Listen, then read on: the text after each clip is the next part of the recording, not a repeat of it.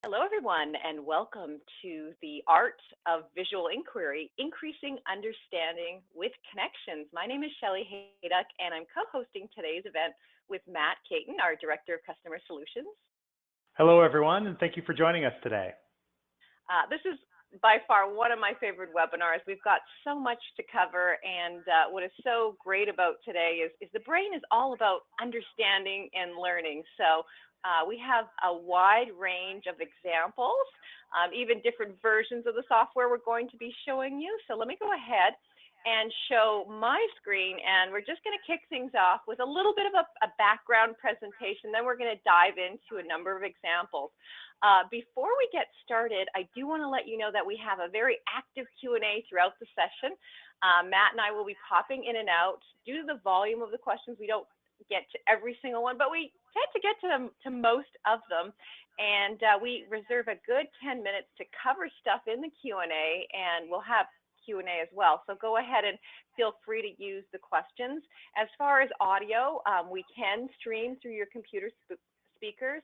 You are automatically muted, so if you want to talk with a colleague or you're worried about your dog barking in the background, if you're in your home office, no problem. Just sit back and relax and enjoy. We won't hear you, but we do want to hear you, so that's where the Q&A panel comes in. And with that, we are going to dive into the art of understanding. All right, very good. All right, so today's session is all about the ability to connect ideas and information in a way that provides a broader perspective on the information. But before we get started, there are some specific challenges for students, teachers, researchers, e-learning, corporate universities. Of course, we deal with the amount of information. The sheer volume of information can impede knowledge acquisition. We actually had this problem specifically with the Joint Council of Cardiothoracic Surgery, where they were educating the next generation of heart surgeons, and they just had textbook knowledge, knowledge online, PDFs, and it was just to sift through the amount of knowledge is difficult, and it's very easy to miss most relevant information.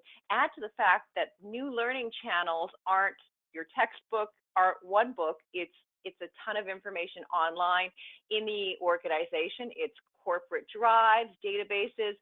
So bringing that all together in a way that provides a broader context on that information will really facilitate learning and insight, whether you're presenting to a group of people or if you're just a student, first year university trying to, do a paper. So that's where the brain can come in to help you amass and intelligently connect all these resources together. For teachers, you have those multiple channels as well. So bringing those together in the brain and planning your lessons can be done. And of course, subject matter. So students can take notes in the brain, and we have educational managers as well as teachers and professors who actually will do lesson planning and curriculum visualization using the software. And we can show a few of these examples. So learning insight isn't always easy when you don't have a place for your thinking in big picture.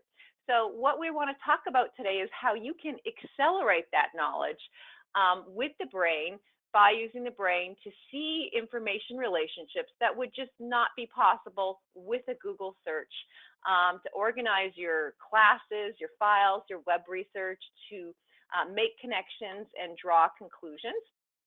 And hopefully what that will do is enhance your understanding. It can also help you study by connecting information at this level.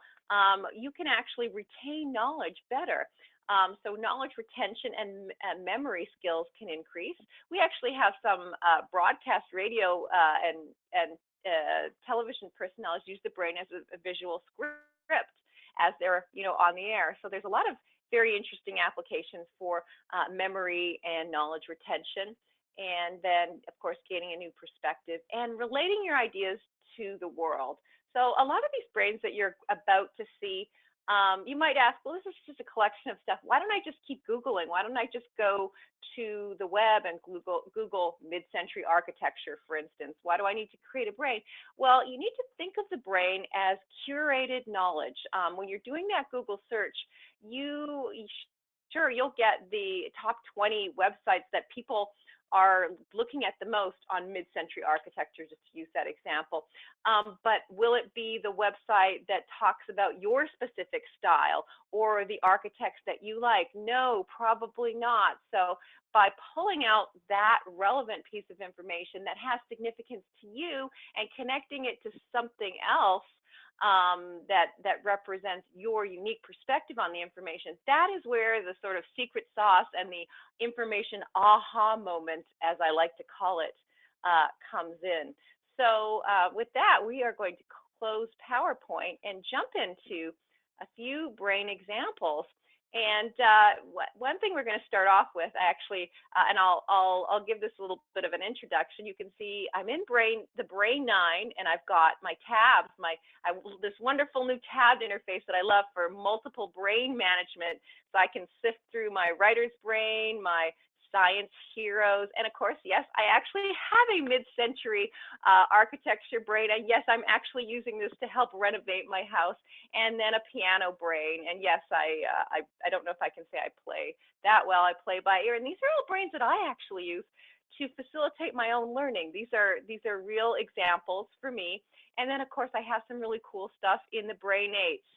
So we have the Brain 8 and the Brain 9 going today, and we're going to show you both versions because a lot of you are in both software, and this is where I'll have Matt come in and jump in. Matt was actually going to take a poll, and Matt, I'll let you talk about your poll to see who's on what version of the software today, because then we'll sort of gear the webinar to one version or the other.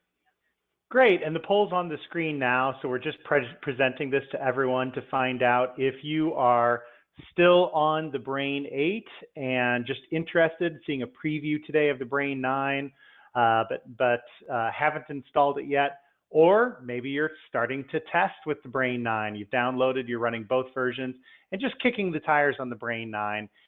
And then finally, have you committed to the Brain 9? Are you all in with the new technology? So just a quick poll, and it looks like we've got 74% of you that voted, and testing and the Brain 9 are right up there at 40%. Whoa! And still 20% using the Brain 8. So a lot of testers and a lot that have committed to the Brain 9. So that's great for us to know. Thanks for participating in the poll. And now I'll close the poll now and send it back to Shelley to continue on with the presentation. Excellent, and that's where we actually are going to address both of you. And for I'm going to go use the Brain 8 and the Brain 9. For what I'm showing you in terms of example, the principles of linking and connecting information, the core fundamentals of the brain visual interface actually are the same. So for those of you, the 20%, Matt, or 30% that are on the Brain 8? On the Brain 8, 25% of today's attendees still on the Brain 8. For the 25% of you, that's fine. And in fact, there might be some reason I must say that you have to stay on the Brain 9 too, because in the Brain or the Brain 8, the Brain 9, we're still working on the web client aspect. So a lot of you that are doing a lot of productive and excessive publishing onto the web will probably want to stay on Brain 8 as well, some Team Brain features and things like that. So so that's why we're going to actually show you both and when to use both as well in this transitional period of the company. And just a little bit of background on that. The Brain 9 was doing so well in beta, we decided to make it our official download, but it has a few bells and whistles. Luckily that we are, the engineering still getting in, we're still working on that. So you'll have a few really cool things being released in the next couple of weeks there. And of course, the Brain 8 is our official final build as well. So with that, let's dive into these brains. And so as you can see here, so I'm going to represent 100% of you and show you both pieces of software. This is the Brain 9. And then, of course, I've got the Brain 8 here, my teaching and learning brain. So first of all, let's talk about multiple brains, when to create one brain versus many. So I actually still have, and I'm going to go into Brain 8, my Shelley Hayduck brain that has everything from my life to my philosophy to my businesses. So if you're a student or a teacher, you might want to have that one brain for everything for your personal organization. And then separate brains, what I like to use them for is when I'm creating a content specific brain that I want to share with someone. And let's now talk about some of these content specific brains and why they're great. And actually this brain in particular, I'm going to be honest with you, I don't really play the piano too much now. This brain is quite old. It's about 7 years old. And it was so cool to actually take this old brain 8 and convert it into the brain 9. It just added a whole new little sizzle to it because, of course, we've got the content preview. So I'm just going to click through this. But when I was trying to sort of increase my skills on the piano, I created this brain because what it enabled me to do was to track my own techniques and study skills and to leverage stuff that was on the internet, as well as I have things like inspiring artists. So if there were different artists that eventually I'd like to, play the piano and sound like Thelonious Monk, or, different types of jazz pianists, I have that right here in my brain. And one of the nice things about the brain is you can then have pieces of information connected under multiple categories. So if we look at this thought on jazz pianists, what you can see is I have this under inspiring artists, but it's also under my broader category of jazz. Now, if I were to do a Google search on jazz, I'd get like everything under the sun on jazz. But what I wanted in this section was a curated version of my very rudimentary and limited but important, significant view and perspective of jazz and what I'm doing with jazz for myself. So that's where the brain comes in. Think of the brain as your personalized view, your curated view of all the knowledge that's out there. And I actually use this to help some of my nieces as well get started. I play by ear, so I'm actually going backward like a lot of musicians and learning things like chord progressions and things like that. So one of the nice things about Brain 9 here is that you actually have the preview right here in the notes area, or in the content area rather, and you've got notes tabbed over here, but I've got a link to the Wikipedia.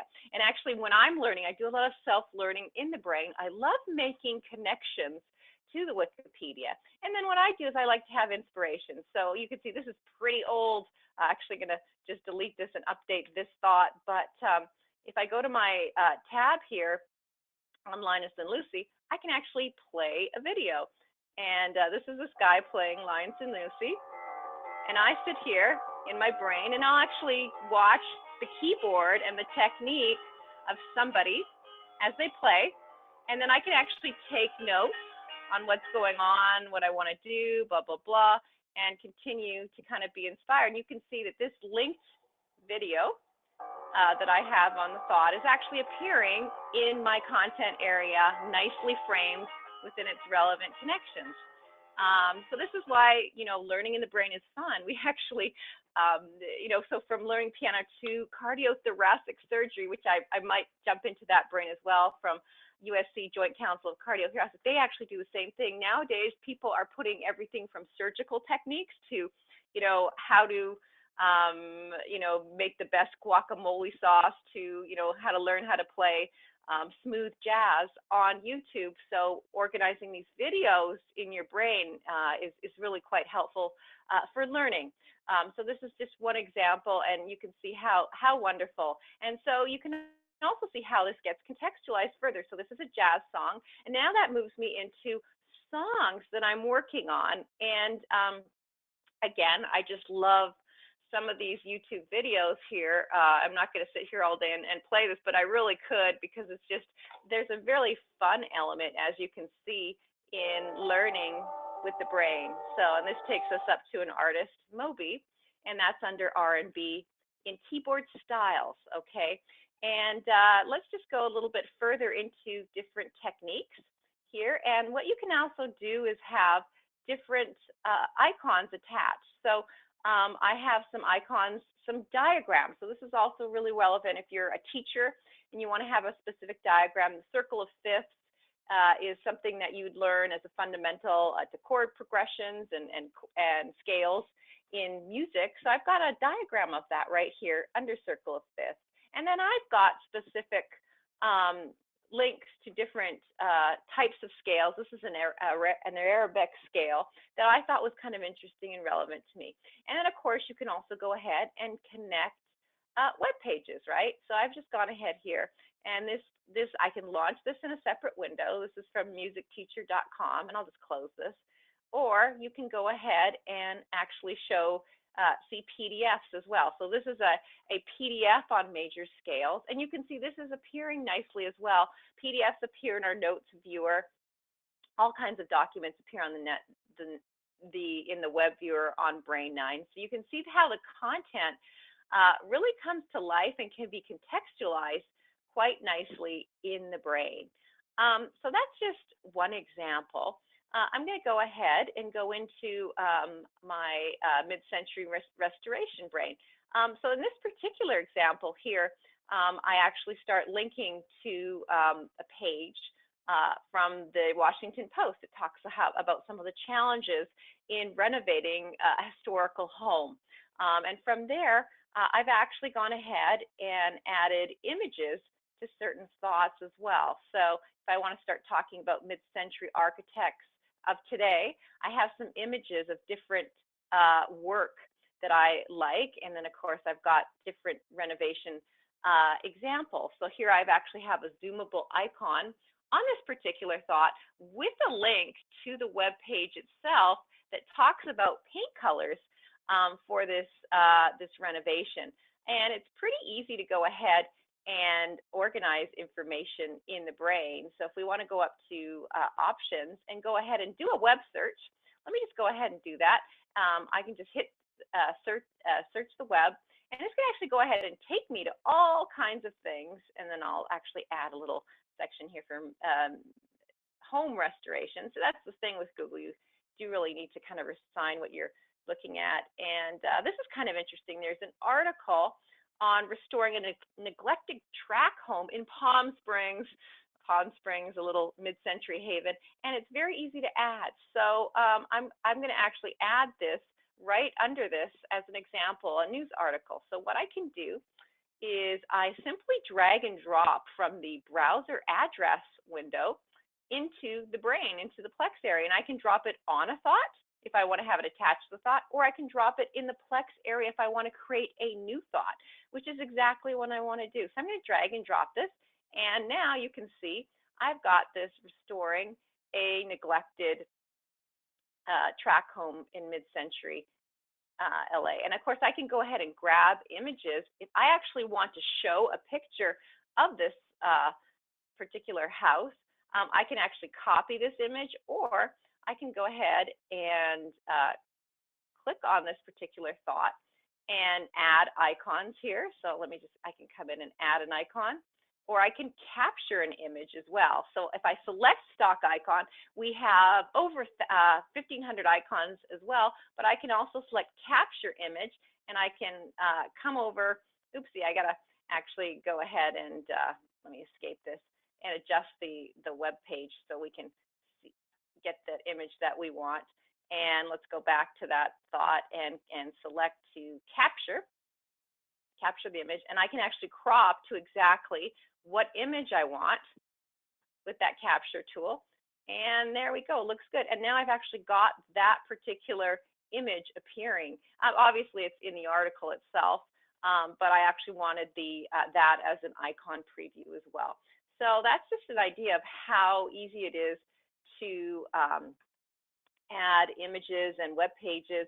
And if I want to start talking about my particular project, let's go ahead and create a thought for my home plan. You know, I can just create that thought and come in here and start working on notes. So first of all, I need to hire an architect.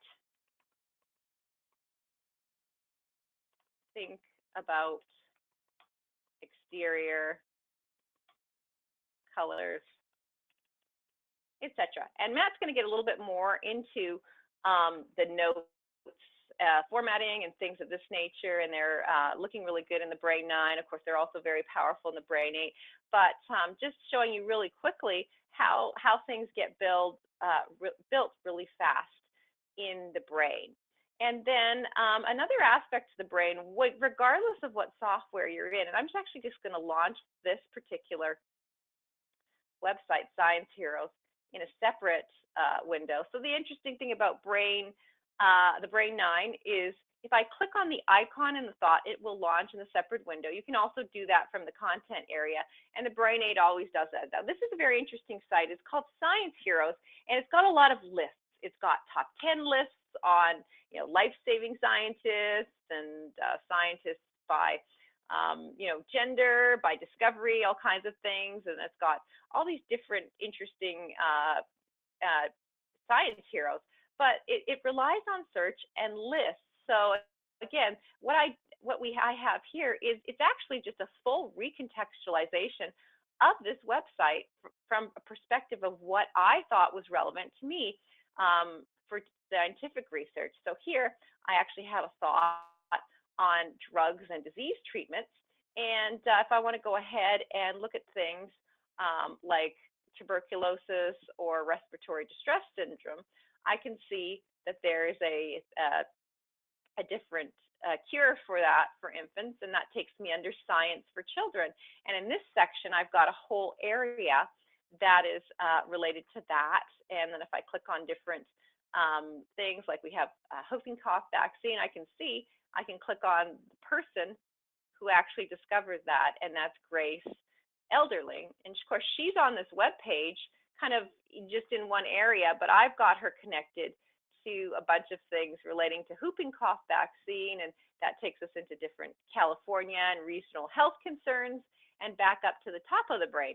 So this is just an example of how you can further recontextualize a lot of information in a Brain. And of course, you can actually attach documents. So in this area, I have a section on food innovation that talks about everything from synthetic fertilizers to chlorination of water to vitamin-infused snack food.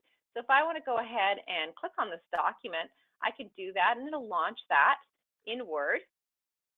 Or I can actually go over to the area, and you'll see in the content area here, I have an area for all the attached documents, and then I also have a note. So I can go ahead and grab that document and launch that, or I can look at the note.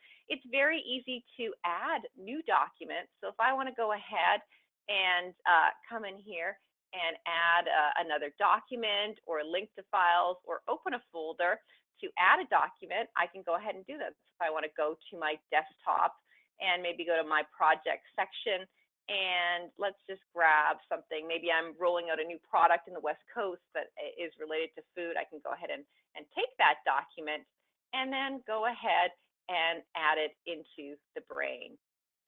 And let me just show you how we can kind of move back to the Brain 8,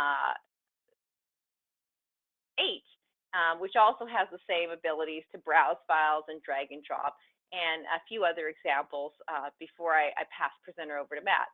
So this example, this teaching and learning Brain, and again, I'm going to present this in the Brain 8 because all my examples I'm focusing on visualization, thought relationships, and thought types.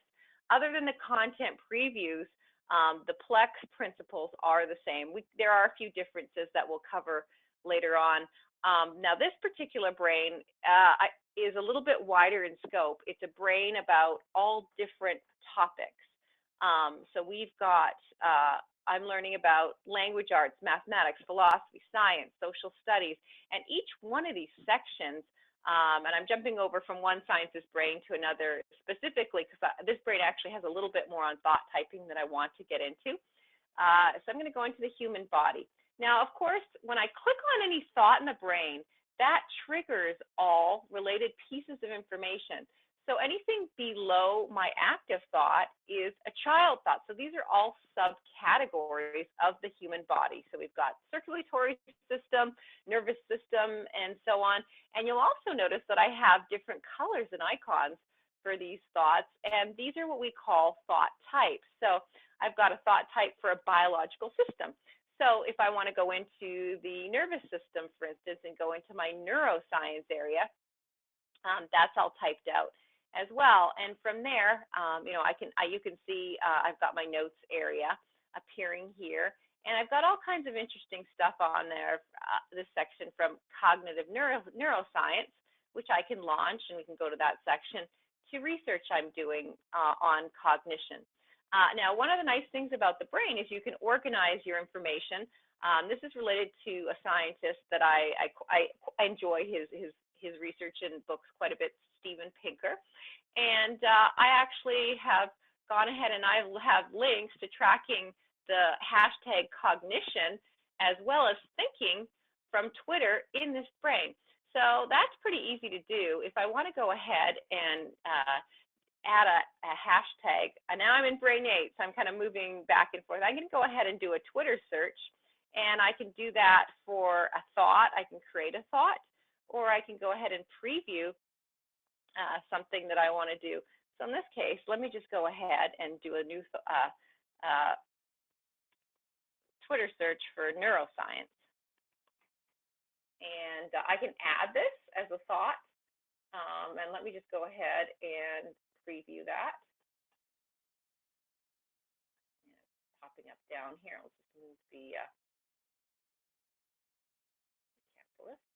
And here's the Twitter area on neurosciences. So that looks good. And of course, I can drag and drop this.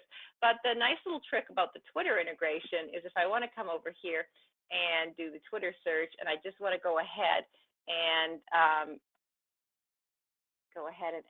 that thought on neuroscience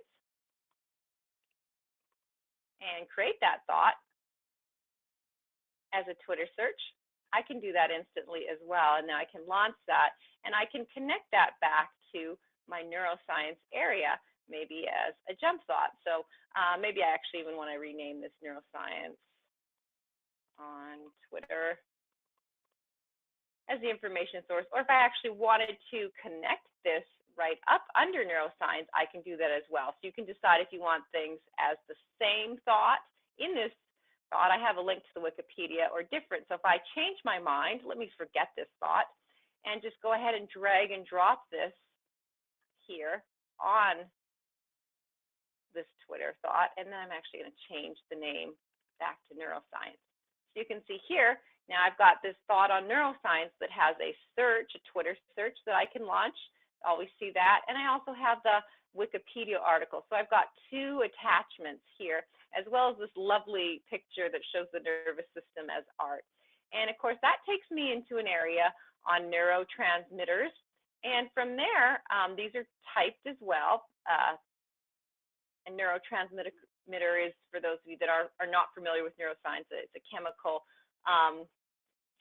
facilitator in your nervous system, and that there are certain neurotransmitters that are implicated in different diseases. So I have acetylcholine linked to Alzheimer's research. And this is where the brain can get very powerful when you are researching these very important life-saving topics. We can dive pretty deep, and the thing that's great about it is it can all come together.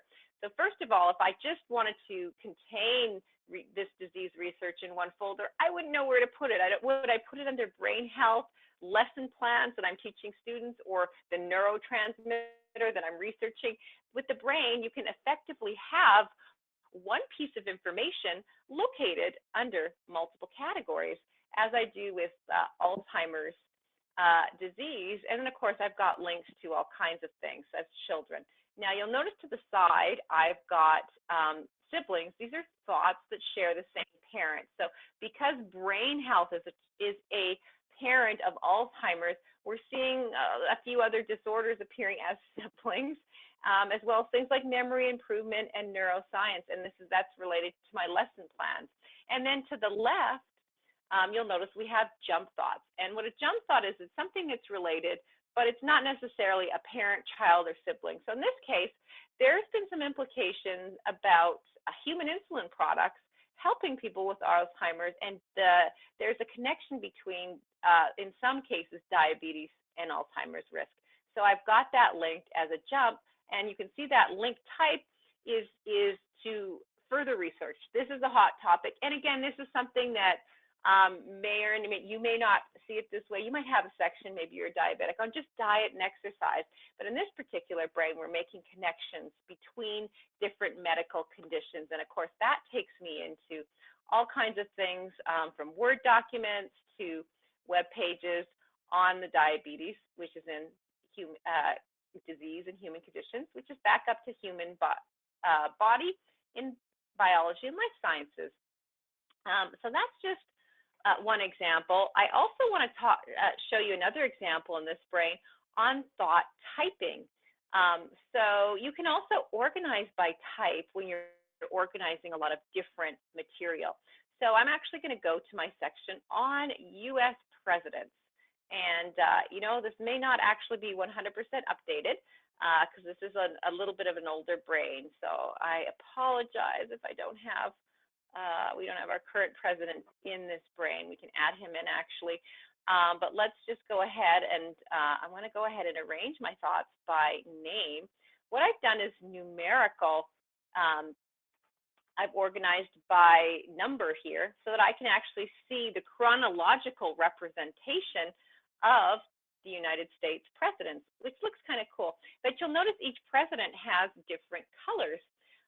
So what that represents is their party. So actually, John Adams, our second president of the United States, was a Federalist. So he gets the Federalist color, which in this brain is yellow. And then you've got James Madison, which is from the Democratic Party, all the way to Ronald Reagan, number 40, who's a Republican.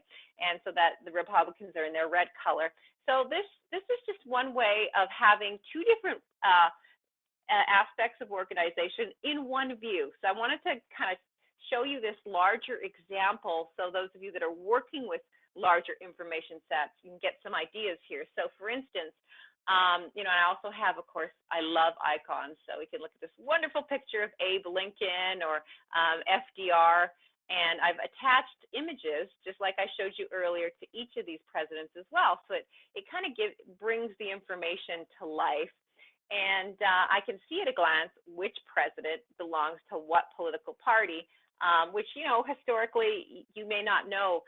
So this is very helpful. And of course, if I want to really look at things from a different way, because I've got all these presidents typed, I can go ahead and change this by type. And now you can see that the thought types are kind of organizing that group of child. So all the Democratic, Federalist, and Republican parties presidents are grouped together. And of course, I've got some untyped presidents as well. So that's an example on thought typing and how you can use it to organize your information. That is also very relevant for a more formal scientific classifications. So for instance, the living kingdom, we also have mapped out in this brain. So that goes from phylum, so kingdom, which will go into the animal kingdom, to phylum, and the phylum for humans is chordata. That means we all have a backbone, and then we can go into the class of living creature, and that's where the thought type is purple for representing class as part of the scientific living things classification. And so let's go into mammals, and from there we're going into the order. We'll just do dogs and cats, and then from there there's family, and then species, a genus, and then from genus you go to species. So that's one way to really, and all these thought types by color can tell me, okay, well, this particular type of lynx, that's the species. If I go up to cats, that's the family of animal. And then, of course, you can start adding your research. You can add cute pictures and come in here and take notes and do all kinds of things.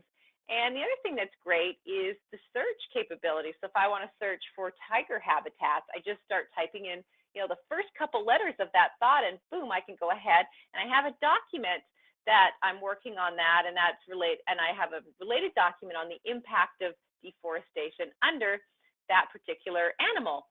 So then I can continue to do that. If I want to go back to my thought on, diabetes, all I have to do is type in the first couple letters, and boom, I'm right back there on diabetes. So it's a very easy to search as well. So in addition to the connections, you can get this really cool visual search. And of course, I can do a more robust search. So for instance, if I want to start typing in diabetes and actually hit the search button, what that's going to offer me is a search that's not only going to search the thoughts, but the content of the information. So for instance, in meal planning, I actually have different documents that are attached that mention diabetes. So in food and fitness, I've got a bunch of stuff that's popping up as well. And then from there, I can actually go to this particular document on diabetes prevention. It's actually highlighting and showing me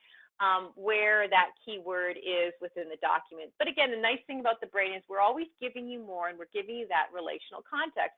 This particular document is connected to my diabetes research, so I can see related research, but I can also see, in this case, the organ that I'm relating it to. Obviously, there's different things. This is pancreas, which is part of the endocrine system in the human body.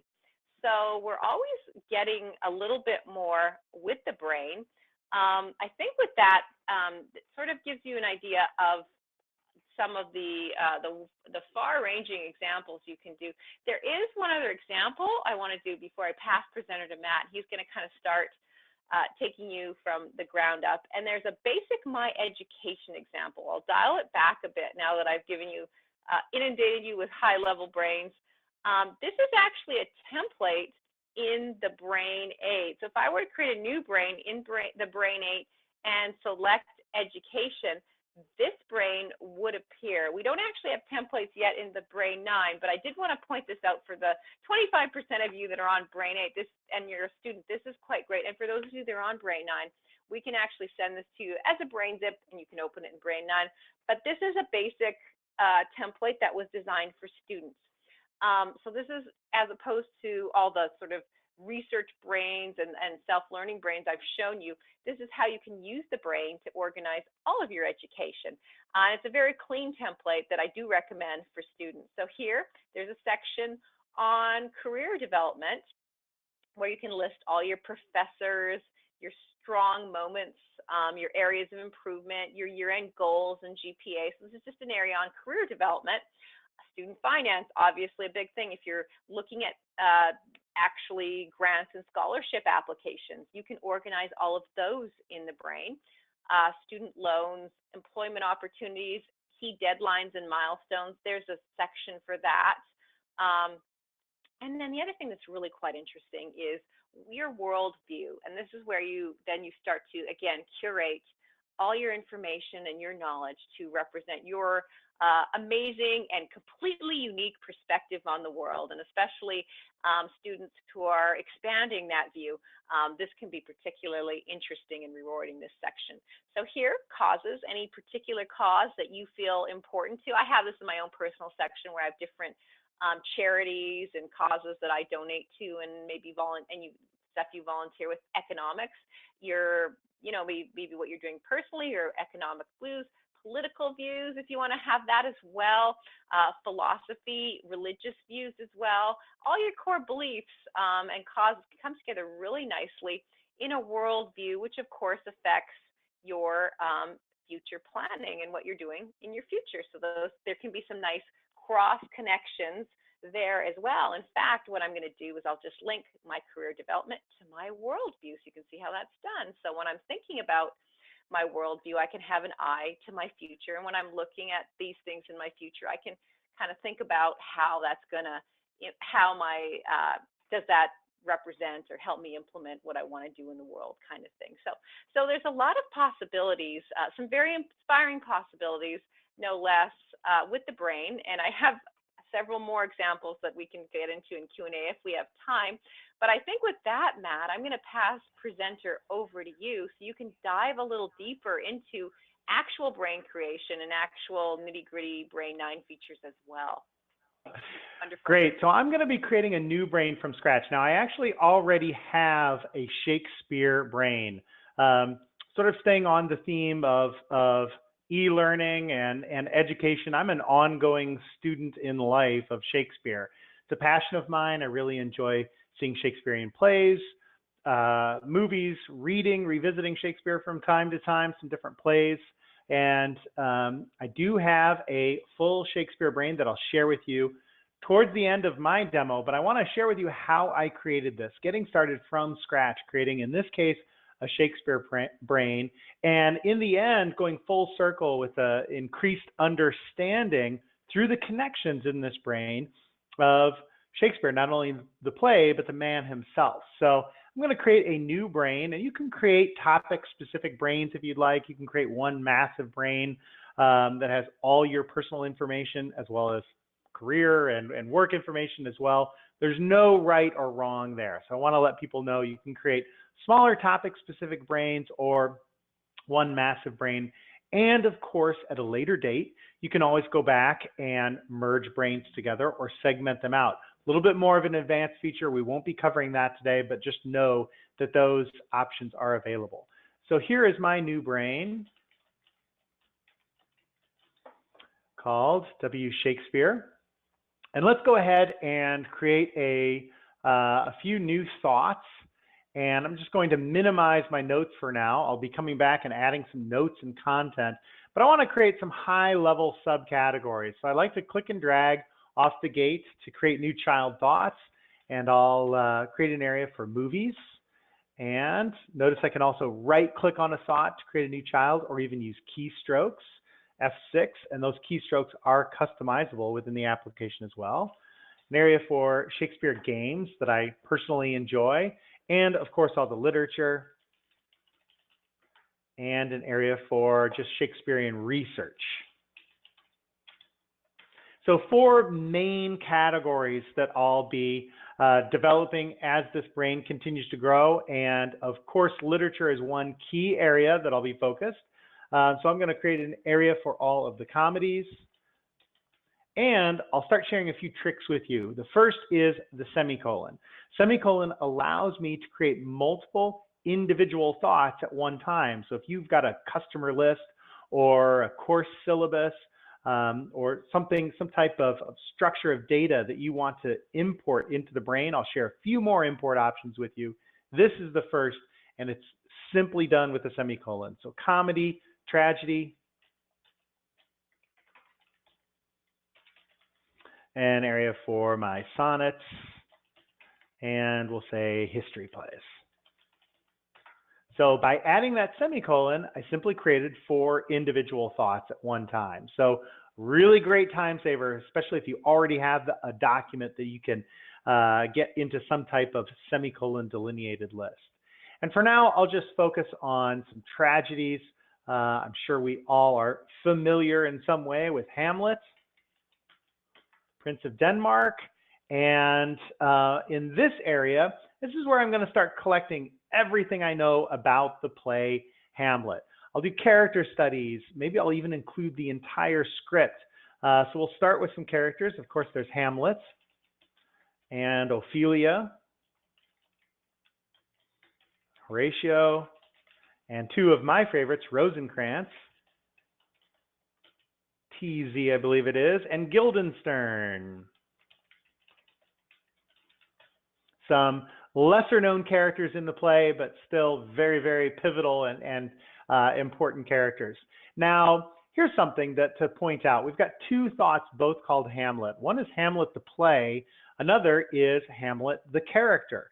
I could rename this Hamlet the Prince of Denmark. That applies to both as well. So let's classify these with using some thought types. You saw Shelley had some great examples of thought types and all the different brains that she created. And here I actually want to pinpoint what's a play, what's a character, etc. That's a great starting point. So for my Hamlet thought, I'm going to click on the thought again. Now I can alt click on any one of these thoughts. I'm on a PC, so I open up the thought properties by alt clicking. You can also right click on a thought and select show properties as well for any thought. And you can apply more attributes. So you saw this is where Shelley was applying images and pictures as well as changing color tone. That's a really, really easy way to draw your attention to a large grouping of thoughts. If I had every single thought underneath Hamlet for each character in the play, gosh, there might be 20, 30, or 40 individual characters that actually have lines in the play, as well as characters that are mentioned that are never even seen. So it could be a quite extensive list. How am I going to draw your attention? Well, I could easily just say all of the main characters will show up with sort of a dark purple text on a light yellow background. Oops, let me dark purple text and switch over to the background on a light yellow background. That's nice. It sort of brings your attention. I made it very subtle. I could make it much more bold if I'd like. But that brings your attention to a certain thought in a grouping of thoughts. That's a really easy way to say, in this scenario, hey, here's a pivotal character. Or if I'm a chemist, here's a key ingredient, or a key piece of information on a project that I'm working on that I really want to highlight. There's the easiest way to draw your attention to that thought in a large grouping. I'm going to go one step further. I'm actually going to apply a thought type. So I'm going to click on the thought again, open up the thought property display. And for thought type, I'll even say main character. And I'll apply that new thought type. Now I'm going to go back really quickly and apply the default colors to this thought. And for main character, there's a few different ways that I can get to that main character thought type that I've just created. From an individual thought that is a main character, I can click on this pencil. Or if I don't have that open, I can click on this button in the menu up above to go to my main character thought type. So far, Hamlet is the only one, but I can click again to apply attributes. And those attributes will be distributed to all thoughts of that type. So my main characters are going to have that purple and yellow that I really like. Kind of subtle, so let's make it a little more drastic by adding an image. And in this case, I'm just going to select from a stock icon in the Brain's icon library. So I'll go into my people, and these are all actors, so I'll choose something that has a little bit of a costumey type feel. So all of my main characters are really going to stand out with this little person icon, a knight in shining armor. Ophelia is a main character. I'll right click on Ophelia and apply this thought type, or even click on her thought and say she is of the thought type main character as well. So now my main characters are grouped together in a large grouping of thoughts. I can visually identify them. And if I'm doing a search or running a report, I'm easily going to know the difference between Hamlet, the main character, and Hamlet, the play. I'll create a thought type for play as well. So really quickly, just click on the thought, and under thought type, I'll say this is an actual play. And click on the pencil now so I can apply attributes to the play thought type.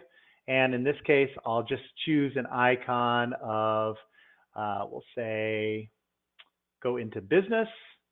Ah, there it is. It skipped right over it. I'm sure there's a book in here somewhere. That sort of looks like a book, more of a date book, but that's fine. Now I can easily mouse over the thought. This is Hamlet the play versus Hamlet the main character. I'll notice those differences when I'm going into the Brain and running reports. Visually, I can see right away which is which by identifying those with those thought types. And I can filter my searches or run a search for a thought type as well to find all of my plays quickly, or all of my main characters versus supporting characters, et cetera, that I'll set up in the future. So a few more components that I want to set up here in addition to thought types. I also want to create a couple of jump thoughts off of Hamlet that are movies.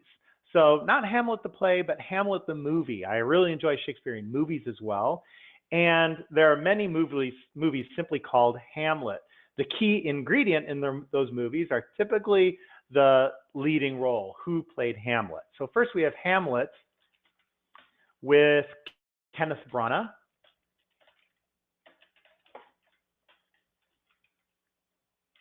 Now, I did a semicolon, but this is another trick that I wanted to share with you. I accidentally quickly did a semicolon.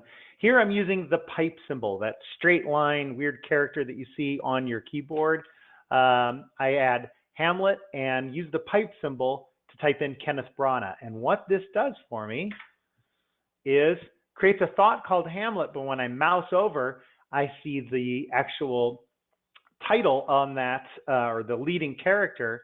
And that is done by typing in Kenneth Branagh here for the label for a thought. So adding the pipe symbol as you're creating the thought will actually apply a label to that thought, because we also have Hamlet with none other than, whoops, let me get that pipe symbol, Mel Gibson.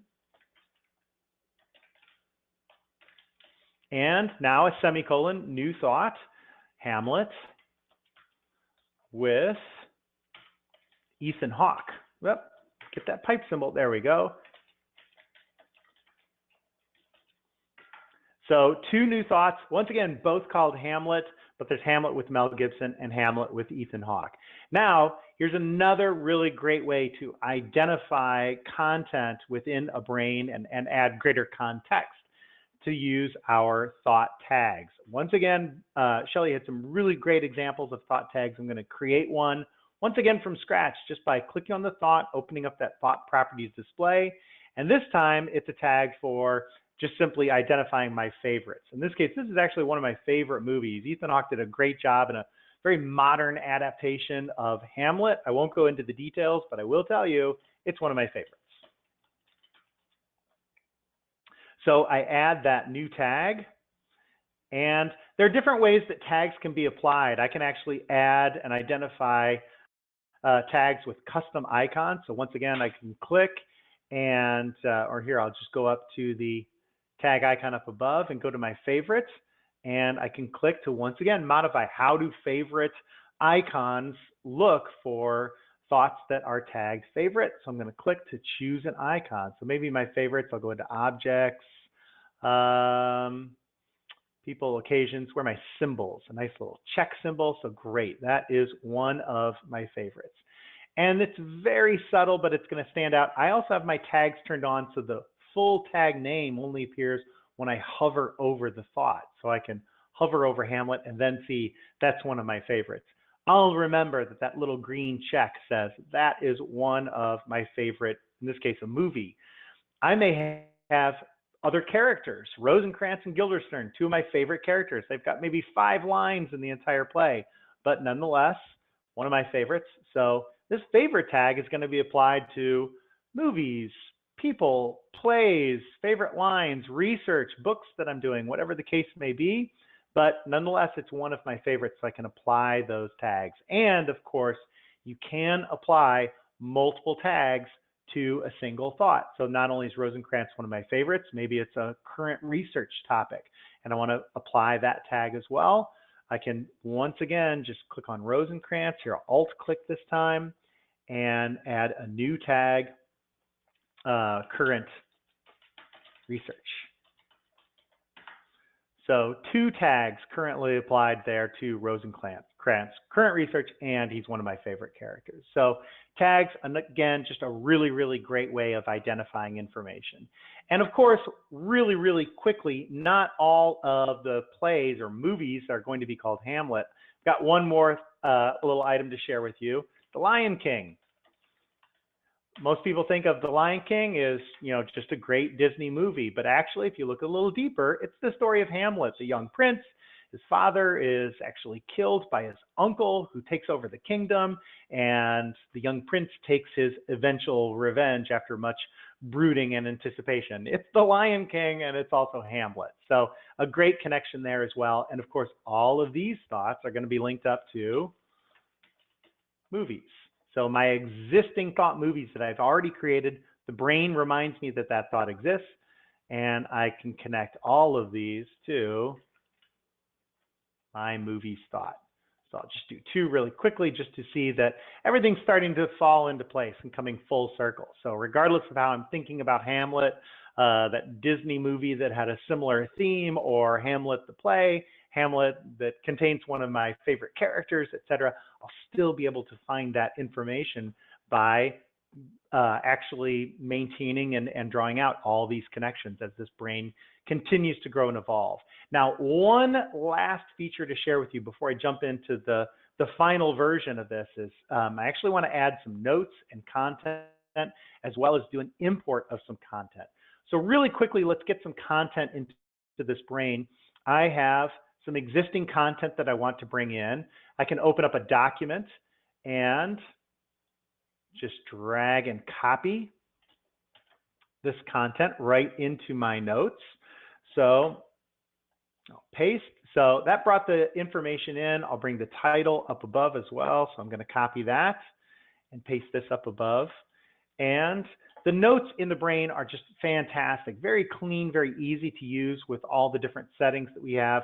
I can just put my cursor over one word in a particular line and apply to this entire line a title. So makes the font much larger. I like to separate things from time to time with my little line tool. Let me apply that there as well. And I want to add a graphic, bring a graphic into this. Back in my document, I have, or in my folder, I also have an image of Hamlet. So I'll right click and copy. This is one of the more classic images of Hamlet. I'll apply this here as well and paste that image right into the note. So Shelley showed us earlier, we can grab images and content for zoomable icons. Here I just wanted to, over in the notes, as I'm reading through this character synopsis or synopsis of the play, I've got the sort of classic Hamlet with the skull that makes him really reflect on life, to be or not to be there, as sort of some inspiration in that text. I also want to add an attachment, and now I'm just going to drag and drop. Here's my Hamlet script. Scripts for me are just basic text documents. There's not a lot of flashy information to them. But notice, I really like this. I'm going to drag and drop onto this existing thought. The brain not only previews web content, there's a lot of different file types that will automatically be previewed there as well. You can preview Excel spreadsheets if you'd like. You can preview PDFs. In this case, it's just a simple text document, but it actually loads up right there in the content window. So I have the entire script of Hamlet at my fingertips. This is an internal attachment. Therefore, when I do a search for to be, let me type that in one more time, to be or not to be, there you can see it's showing up in the Hamlet script. So I can, if I'm anywhere else in the brain, click and go directly to that location. So all of that content in those internal attachments are automatically showing up for me whenever I'm doing a search. And then finally, the last component that I want to share with you is one more way of building and bringing information into the brain. And this is a much more automated process. I'm going to jump over to another area of my brain. We'll go under research. Let's say I'm mapping out similar authors. Similar authors that maybe inspired Shakespeare or that were inspired by Shakespeare, or even authors that I'm doing comparisons between. I actually have a nice Edgar Allan Poe outline. Maybe this is my course syllabus, but it's in an outline, a tab delineated list. And I'm going to write my thesis on comparisons between The Pit and the Pendulum and Hamlet, or something of that nature. Two very dark, serious stories and the struggles in life. Two very completely different authors. But I want to bring this content into my brain. So I'm going to actually open this document in Word. And notice it's just simply a tab delineated list. I've got a few special features that the brain can recognize. A plus symbol to add a URL. I've got a little dash here to add some content into the notes. So the document can pre-populate the notes. I could use the pipe symbol once again for thought labels, etc. But I'll just select all of this content and I right click and copy. And back in the brain underneath authors, I'll right click and paste that text outline. So the brain, notice I had a tab delineated list on my clipboard, my operating system clipboard. And there he is, there's Edgar Allan Poe. And I can go down into the literature of Edgar Allan Poe, selected list of works, or maybe I'm just comparing Edgar Allan Poe's poetry to William Shakespeare's sonnets. So that's going to be the crux of my thesis, and I've drawn those connections, and now I can continue on with all that data. I just imported maybe 20 or 30 thoughts with notes, with content right here into my brain, and now I can continue on developing it and seeing those relationships. So let me finally jump into my completed version of this brain. So here's my real Shakespeare brain, and this Shakespeare brain is actually online. I enjoy sharing this brain with others. It's a work in progress. I'm always adding content. The complete works of Shakespeare are in this brain. Every single play, every single sonnet, it's all there.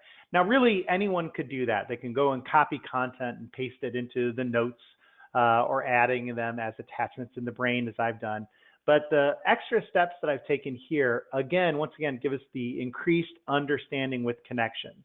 So here, this is the last thought that I had open, A Midsummer Night's Dream. You can see it falls under comedy. I've got my character studies down below.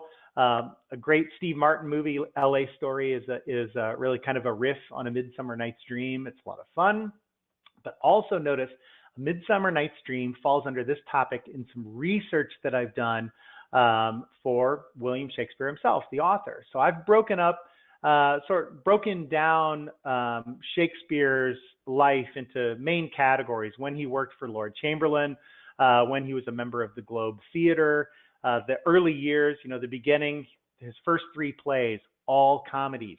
But you'll notice as you sift through from year to year or decade to decade, things start getting a little darker for Shakespeare. He starts writing a little bit later in life, Henry V, Hamlet, Romeo and Juliet. So there's some love, there's some tragedy, etc., until you get down to right prior to his death, his early retirement, and his last play, The Tempest. Now, if you were just to read The Tempest, it's about a man sailing off to other areas of the world. It's a very strange, bizarre play, but it's also Shakespeare's goodbye to the world of theater, and maybe even goodbye to life. It was his final play. It's his farewell song. So once again, understanding that this is his final play, his retirement, just a few years prior to his death, brings more context and more meaning to the data that you've collected, and is visualized right there for us in the plex, in the brain.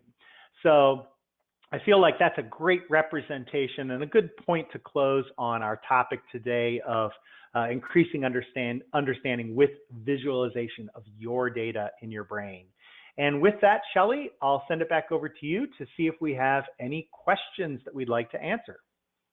All right, great. Yeah, and I love the Shakespeare Brain. A couple of people were asking for copies of that, so I guess we could tweet out the online version of that. And are you able to share the brain zip, or you want to keep it as a? Oh, absolutely. No, okay. I'm happy to share the brain zip, and you can add your own content. You can see in the brain where I've added content, where I haven't yet. A lot of plays have a lot more data than others, but absolutely feel free to have a copy of my brain, and I'll make sure everyone on today's webinar has access to a link to download a copy. Excellent. Okay, so we have another 5 minutes for Q&A. I think we covered a lot through chat, but we're going to spend a couple more minutes on the Q&A. For those of you that do have to end and leave on the hour, there will be a recording of this that you will get emailed because you signed up for the event tomorrow. It will also be posted on the homepage. I also want to, for those of you, there's somebody earlier, Simon asked about more advanced webinars, and some of you asked about more beginning webinars. So let me just talk a little bit about that. This is a vertically oriented topic on education. By the way, Simon, if you have more advanced questions, now is the time to get them in Q&A, and we can dive a little deeper. We're having a Brain 9 webinar in second week of October, I believe. It's posted on the homepage. That'll dive into even more advanced features on the Brain 9, and we have some 202 recordings. Now, for those of you that want something a little more basic, we also have the Brain 101s, and that's every Friday at 10 a.m. Pacific, 1 p.m. Eastern time. And you can also hop on those actually at the end of the class to ask advanced questions as well. So I want to point that out to all of you for upcoming events. Now, in terms of questions, we just want to go through some people were asking about different ways to look at a brain as far as thought display options, and somebody commented about the notes on the side. So if you could cover displaying your brain plex only, showing more of the content, side, top view. There's actually a lot of ways to look at the content of a brain and to set up your brain. So maybe cover a little bit on the display configuration. That would be helpful. Sure. Now you notice that in my brain, actually, this is what we call the default layout for version 9. It's a side-by-side view. So let's go into one of the plays. If I just jump over to literature, and this time we'll keep things a little lighter. So Midsummer Night's Dream. So here I am in one of my comedy plays, my notes and content over on the right, the brain in the on the left-hand side, many different display options. So first, I can put the notes down below. Let's say you've got a lot of content that you really need to see a wider, more spread out version. I'm going to go ahead and click on the buttons to push my notes down to the bottom and keep the brain up on top. So choice is yours. I can flip-flop these top and bottom. So again, just using the arrow keys, Plex on the bottom and content on the top. And finally, if I'm really doing some research and I'm just focused on the brain itself, not so much the content, let's minimize the notes. And there's a setting where you can actually double click on the background. So I double click and bring the notes back up. I've got that disabled right now, but you can have that setting set up in your preferences to double click. In this case, I'll just click on the button down below to bring my notes back. Maybe I want to go notes full screen. So I minimize the Plex and I'm full screen with this long scrolling synopsis of the play. So a lot of different options for just layout and location. Obviously, it depends quite a bit on your screen real estate, monitor resolution, etc. I can also, and for this, I'll minimize and just focus on the Plex. Maybe I want to see not just one generation away. Maybe I'm reviewing all the comedies of Shakespeare. This is a lot of fun. And once again, I'm broadcasting on a very low resolution today so that the pixels sort of transfer as I'm talking. On a very large monitor, it's really valuable for me to turn on an extra generation of thoughts. So I go from normal view to what we call expanded view. I'm just going to click on the plus sign one time. And now I'm seeing 2 generations away from the active thought. So under comedy, under Midsummer Night's Dream, I can go down and see Puck and Lysander and Bottom and Demetrius and Hermione, etc. So I can get to those characters very quickly and easily, or just click on that thought to go right directly to that particular area. So 2 generations away from the active thought. Another option is to click on the layout and go into online view.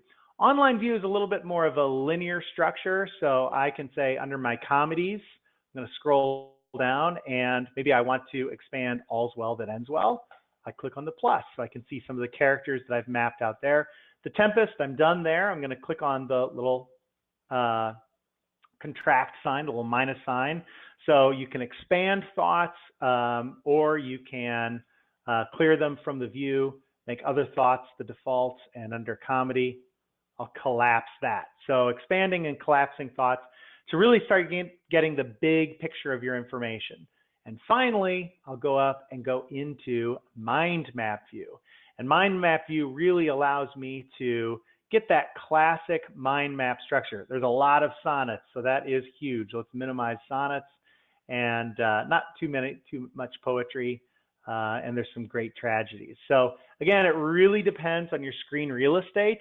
I can use the sliding bar up above to make my thoughts a little bit smaller. But that's really, really nice, particularly for project management and some other applications where you can use the brain to get the big picture of the project you're working on, or the product you're putting out and all the different phases, or whatever the subject matter is, to go into these expanded views. And now I can even just click on the plus sign to start expanding further and further and further out again and again in this particular brain, all staying on my key central thought, which is currently literature.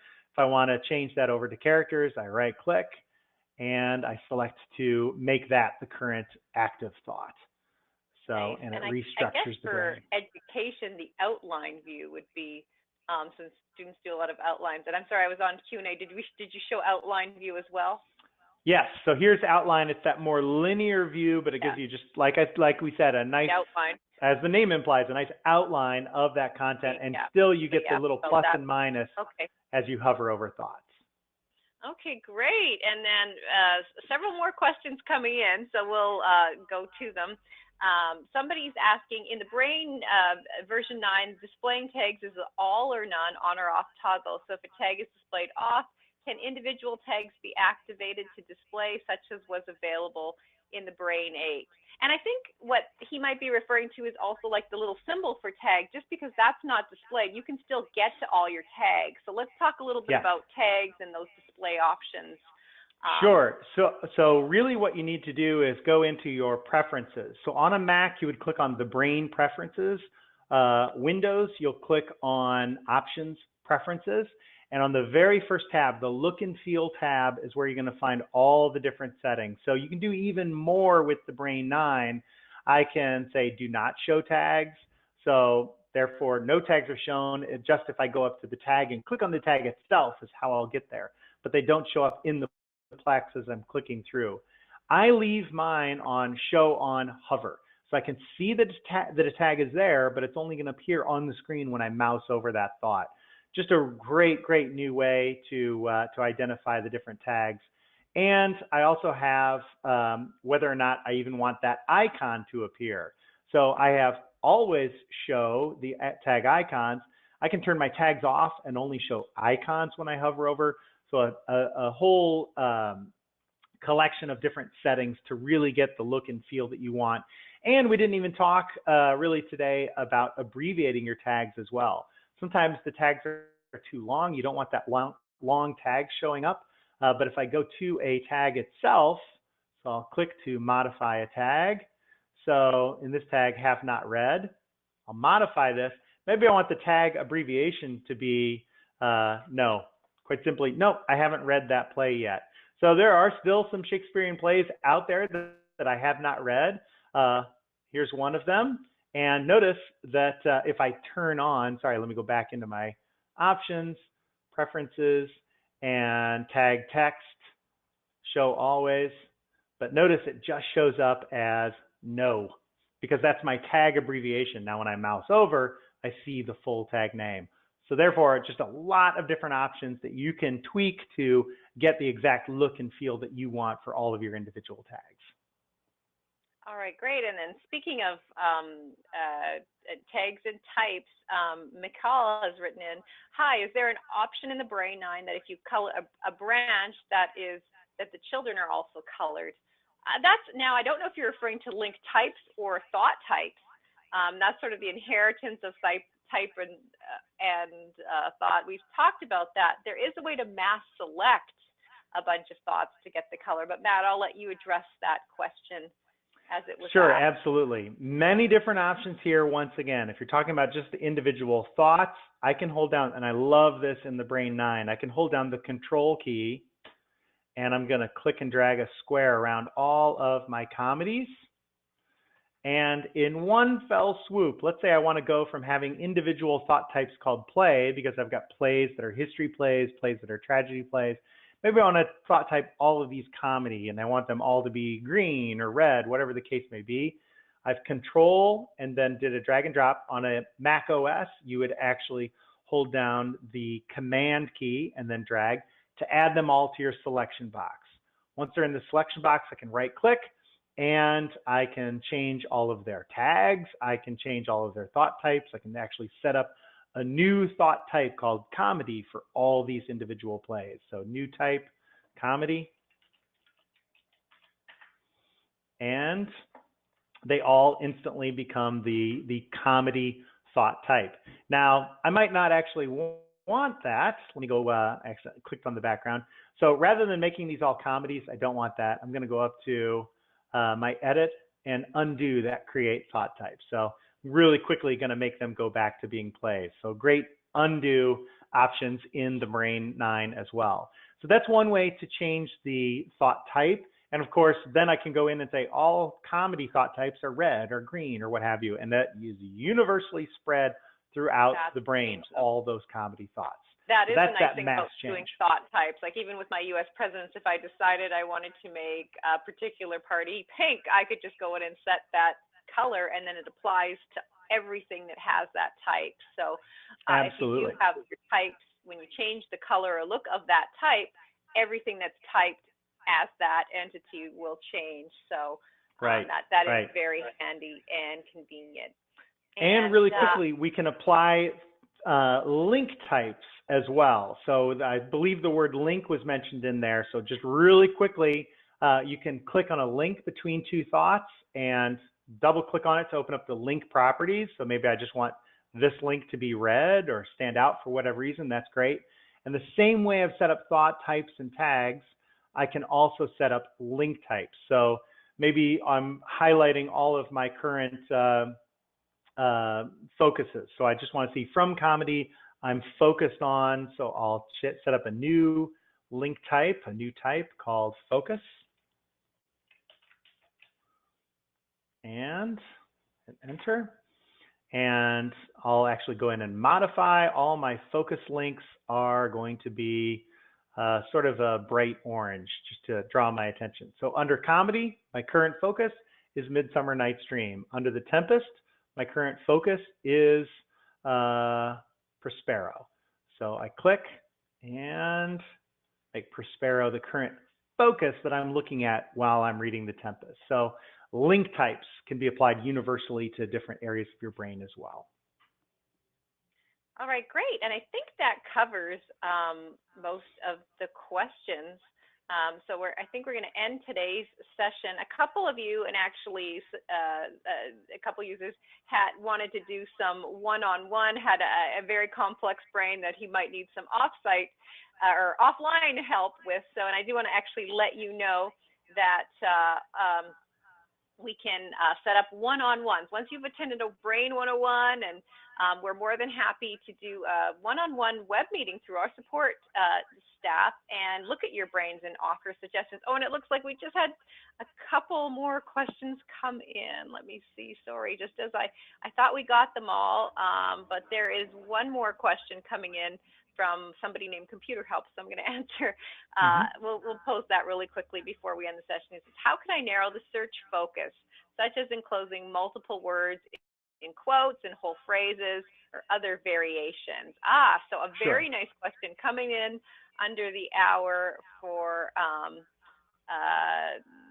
search. And actually, Mikhail said, yes, he meant links. So thanks for the answer, Matt. Great. So a lot that you can do with the search. Obviously, I can search the entire brain for a particular thought or content in the attachment, but also you can run a report. And I would recommend that you start with this. If you're trying to find just a particular bit of content in a certain area of your brain or something that has a document attached. So you can see this brain has 385 thoughts in the brain. Not a very large brain, but fairly significant if you're searching through just a key phrase, for example. So I'm going to filter down my search and say, all right, show me all thoughts with attachments. That brings it down to 42. 42 thoughts have an attachment. And in those attachments, how many actually have the word Prince? And refresh.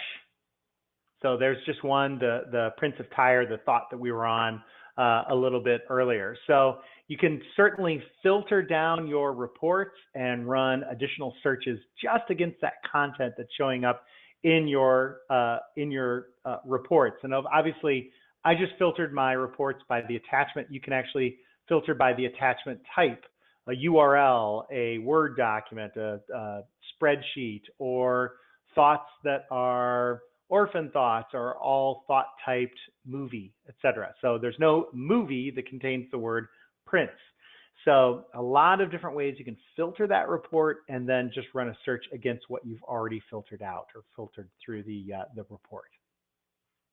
All right, great. And then a final question from Wim. And yes, I'm happy to share my education brain. But Matt, if you want to go real quick to our website to the applications and template section. In fact, Matt's Shakespeare brain and my teaching and learning, the teaching and learning brain, those are templates actually currently available on the site. So, or no, I'm sorry, maybe the template of your Shakespeare brain isn't there. I don't know, but I do know that my education and learning one, which Wim asked for, is there. So I'm happy to email you guys the links. Any brains you want, just hit reply to your webinar invite and we'll get you what you need or write into support. But if you go to thebrain.com/apps, we have this great section on application videos and templates. And the templates are basically a brain zip. Oh, okay, so we've got my writer's brain. and the Shakespeare's brain there. Oh, so I don't Yeah. have, I'm sorry, I don't have the educational brain. Happy to send it to you. It's a large one, so but I can definitely get that to you. And then the student brain is also listed on the site right at the top in our educational section as well. So Yeah. you know, we can get you a number of brains to share. And this is actually tying into one final question. Somebody asked a bit earlier about read-only views to look at. Let me just scroll down to the end here. About a read-only view of a brain. So, Matt, if you shared your Shakespeare brain, is there a way to look at that brain in the client as a read-only? So in terms of looking at read-only brains, we can cover that real quick. Basically, what read-only brains, the best way to look at a read-only brain is, of course, to publish it online. And then you just said it's published. When it's published online, it's read-only. We do have some new features that are very cool coming out in the Brain 9 where you can set sharing to reader for people who are using the desktop software also. That's forthcoming in our Team Brain version 9, but that to your question you asked. I'm trying to find the question. He literally asked me if there was a way to look at a brain as a reader in the desktop, and so not right now. Yes, right now yeah. you can do it publishing, but Brain 9, yes, we have it. And Matt, I don't know if you want to elaborate on that or if I'm answering that in the I think you covered it completely. It is on the way. That it will be a feature that will be available in the Brain 9, and it is in development. So not all of the specifics are fleshed out quite yet. But here in-house, we're already testing sharing brains with others, but labeling them just as a reader for that particular brain. And that way they can actually see it online. They can download their own local copy. When I make changes to the original, because I'm the author, I'm the owner of the brain, I can sync it up to the cloud. They can sync and get my latest changes, but they can't make any changes themselves. It's a read-only copy that they have on their desktop. The sync button, when they click it, it's only a one-way sync. They're getting my changes, but they can't sync any changes up to the cloud. That is on the way in the Brain 9, so very exciting. And we're also having some great options for exciting new features for mobile devices as well. You'll be able to have a mobile local copy of a brain that you create, sync to the cloud, download to your iPhone, your Android device, and offline be able to utilize that brain, navigate through the information, and acquire all of that data from your mobile device without even being connected to the cloud. So great new features on the way for the Brain 9. And then, of course, Wim is asking, can I copy from a read-only brain? That's also an interesting question. I think you probably could copy the thoughts, but this is all I guess, work in progress. Could you copy? I don't even know the answer to that. Great question, because this is all emerging functionality. That's right, yeah. And as it exists right now, you cannot copy that content. So the option to make a brain zip or a brain archive, as we call it, can't make a brain archive and extract that into a new brain to create your own copy of that other read-only brain you were given. Can't copy the content. And of course, once again, can't sync it back up to the cloud. So it's just a local brain that you can look at. Now, of course, yes, you could open here. I can open the brain. You can also, you can always get the brain zip and make the copy. Just talk to the author. But I mean, exactly. Maybe that's a new feature that we might add, in the future versions. Whether or not a reader can copy. Actually, the read-only desktop viewer is designed actually for corporate viewers, where the administrator literally wants the users just to have that read-only copy and probably doesn't want a lot of that knowledge walking out of the organization when they leave. We work with a lot of government organizations and Fortune 1000s. But that being said, that's very interesting. As Matt says, if you did want to copy from a read-only brain, I mean, really, at this point, you just probably have to get the brain zip and copy. But I'm glad you brought up copying thoughts. We won't have time to cover that because we are well past our hour. But on all our example brains, you might just want to copy a set of those thoughts and paste them into your own brain. And that's a great way to give your brain a little extra boost with copying brains from another template or whatever. That's great. And then here finally, I can do that really quickly. Oh, sure. Yeah, I know. As I'm Go talking ahead. about it, you might as well just do it. And the webinar goes on and on and on. So here under, I'll real quick go to the tragedies area. So I just, again, control clicked to add some thoughts to the selection box, copied those onto my clipboard, and now I'll just jump over to the tragedy area and add, right click and paste those 8 thoughts. And when you're copying thoughts from one brain to another, you're copying everything. I've got the attachment, I've got the thought type, I've got all of the zoomable icons and any type of content. All got copied and have now been pasted into my other brain. All right, great. And then another question about the number of connections. And I'm going to read this question. It's from a user logged in as Computer Help. Creating many multiple interconnections links relates to the statistics report ratio of a number of links to a number of thoughts. So I'm curious, what is the high end of links per thought, the ratio for a large, heavier link brain, perhaps such as Jerry Mikulski's? And for those of you guys that don't know, Jerry Mikulski is a user that has the largest brain created by a single individual on record. Is there a maximum number of links for thoughts is 6, the ratio of 1 to 5, is this the maximum ratio? So just to answer that complicated question real quickly, there's no number of, there's no maximum. You can literally have any number of thoughts created to anything else. What will happen in the brain, which is very cool, is once you have a ton of connections, we have these wonderful scroll bars. And they're there specifically so, and I don't know if you want to pop open Jerry's brain as an example of this, so that there is no limit to how many thoughts you can connect to one thought. Now, that being said, if you have 1,000 links to one thought, I would suggest you subcategorize or thought type, or if you have that many linkages to one other idea, it's going to lose its meaning, right? It's going to be no different than a Google search. So what the software can do, which is unlimited, and what you should do as a brain architect are 2 different things. So that's a little food for thought there. And as you can see, Matt is pulling up Jerry's brain. I mean, and it's very subjective, and this is getting into brain architecture. Maybe I noticed a couple of you having these. It might be time for a 202 class. I'm making a little note here to do an architecture brain 202 class. I know Simon, and I think user logged in as Computer Help, a couple of you. But you can see here. And again, I'm not necessarily recommending this because I like to be judicious in my categories that are linked, but it's actually kind of cool. Jerry's brain, I mean, he's got, gosh, I don't know, Matt, what do you think? Is there 40, 50 different thoughts connected to each thought always, at least? You know, from time to time, he's shared his statistics, and they are mind-boggling. I can see what the latest one is that he shared with us. Yeah, I would say he's on average, in the entire brain, I would say he has to be averaging probably close to 30 or 40 links per thought. Right. And there's a nice and this interview. is in a thought with 500,000 thoughts, you know, and grow well over that, on his way to 1 million thoughts. Very inspiring. We'll actually, there's a page where you can actually get his app.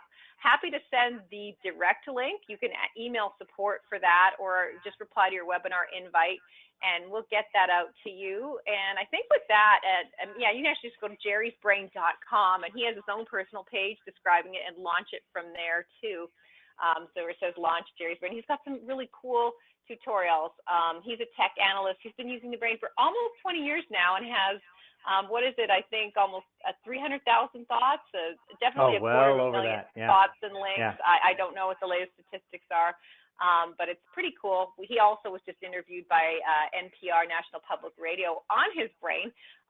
He gets a lot of press and media attention. It's on our homepage, so go ahead and check out that interview. And there's, of course, the link to our next webinar on Brain 9. So that is Jerry. And I think on that, we are going to end today's session. Matt, any final words of wisdom, which, by the way, I did not know that Lion King was inspired by Hamlet. So I learned something. Now you know. Yeah. There's many more movies out there than words of wisdom before we close today's rather long and ongoing but fun webinar with the Q&A that never seemed to end.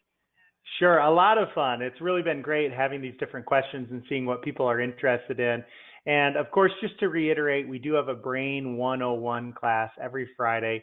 I recognize some of the names coming in, WIM and Computer Health. You signed up for a few recent Brain 101 classes. So feel free to join me again tomorrow, Brain 101. We're going to be talking about just the basics, how to create thoughts, add attachments, take things much, much slower if you're new to the application.